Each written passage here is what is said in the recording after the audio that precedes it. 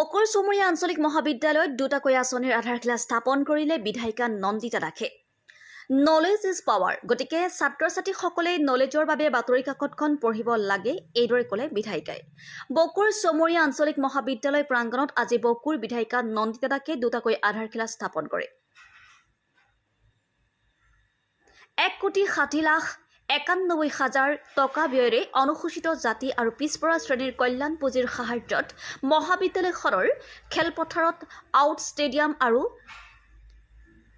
24,28,582 টকা ব্যয়েৰে মহাত্মা গান্ধী ৰাষ্ট্ৰীয় নিয়োগ আঁচনি আইন 2023-24 বিত্তীয় বৰ্ষৰ পুঁজিৰে মহাবিদ্যালয়খনৰ চাৰিসীমাৰ পকীবেৰৰ আধাৰশিলা স্থাপন কৰে। মহাবিদ্যালয়খনৰ পৰিচালনা সমিতিৰ সভাপতি তপন মজুমদাৰৰ পৌৰোহিত্যত অনুষ্ঠিত এই আধাৰশিলা স্থাপন সভাত অধ্যক্ষ প্ৰাণকৃষ্ণ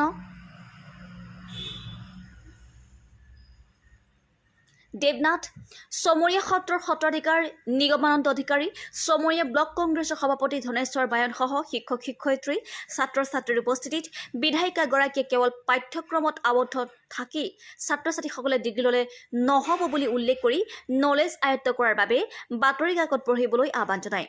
পুনৰ কয়, নলেজ থাকিলে সন্মান বাঢ়ে। ছাত্ৰ ছাত্ৰীসকলে পঢ়িব লাগে বাবে অধ্যয়ন কৰিলে নহ'ব, নিজকে শক্তিশালী ৰূপত আগুৱাই নিবলৈ কষ্ট কৰি অধ্যয়নৰ জৰিয়তে নিজকে সমাজত পৰিচয় কৰি দিবলৈ থিৰাং কৰি ল'ব লাগে।